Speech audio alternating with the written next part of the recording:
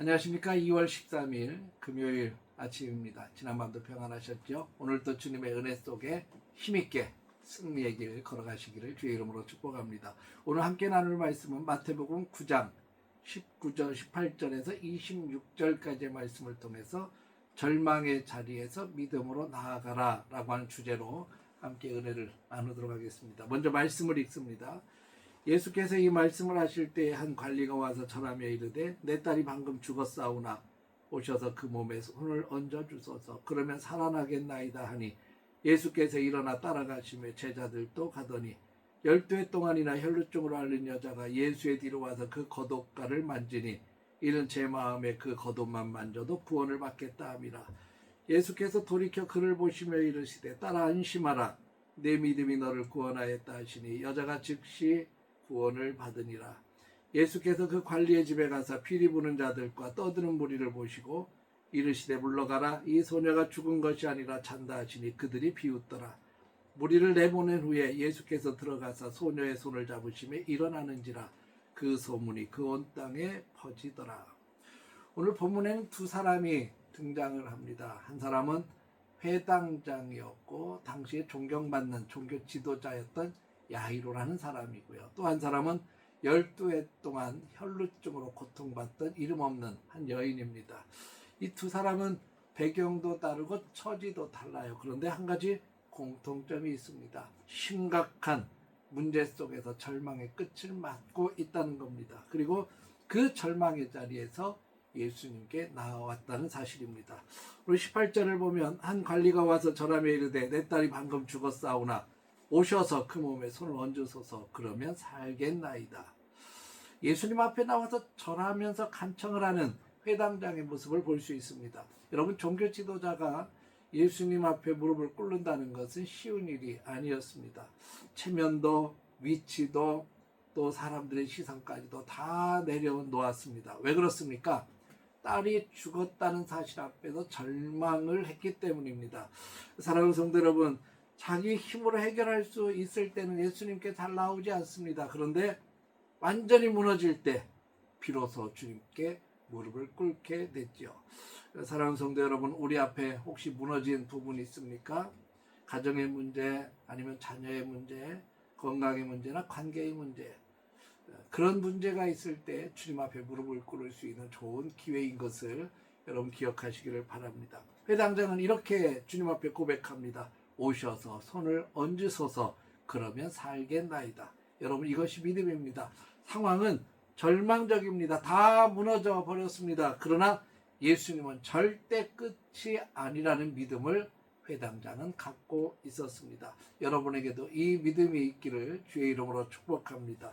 예수님이 회당장의 집으로 가시는 길에 또 한 사람이 등장합니다. 20절입니다. 12해를 혈루증으로 앓는 여자가 예수의 뒤로 와서 그 겉옷가를 만졌다. 이 여인은 12년 동안 하혈로 인해서 고통을 당했습니다. 육체적인 고통도 많이 심했겠지만 더 힘들었던 것은 사회적 단절, 또 종교적인 배제 속에서 살았습니다. 사람들과 어울릴 수 없는 삶이 얼마나 힘들고 비참했겠습니까? 그런데 이 여인이 예수님에게 다가와서 옷자락을 만집니다. 그녀는 이렇게 고백하고 있습니다. 내가 그의 옷에만 손을 대어도 구원을 받겠다. 여러분, 대단한 신학 지식도 아니고 공개적인 고백도 아닙니다. 그저 간절한 마음이었습니다. 사랑하는 성도 여러분, 믿음은요, 크기가 아니라 방향입니다. 내가 예수님을 향한 작은 손길이라도 주님을 향한 간절함으로 나아간다면 절대로 주님은 외면하지 않으십니다. 예수님은 이 여인을 돌아보시면서 이렇게 선포하십니다. 딸아 안심하라 내 믿음이 너를 구원하였다.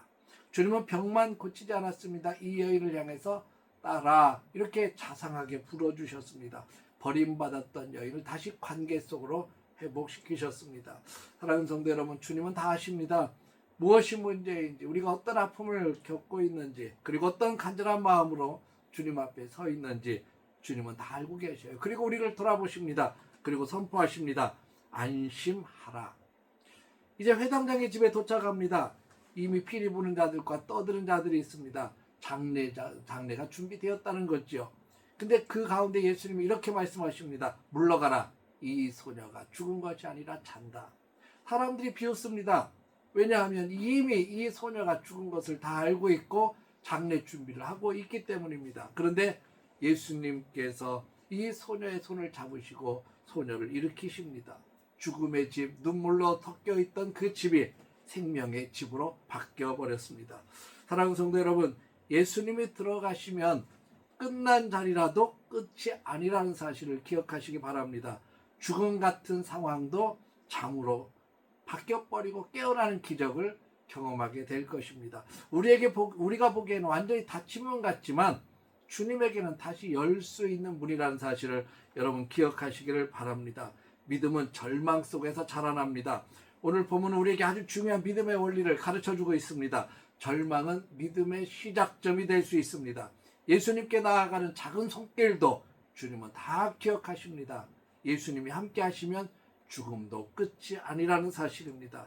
사랑하는 성도 여러분, 우리에게 혹시라도 어둠 속에 있다면 우리 주님을 향하여 나아가시기를 바랍니다. 무릎을 꿇으십시오. 옷자락이라도 만드십시오. 주님은 우리에게 분명히 선포하실 것입니다. 안심하라, 두려워하지 말라, 일어나라.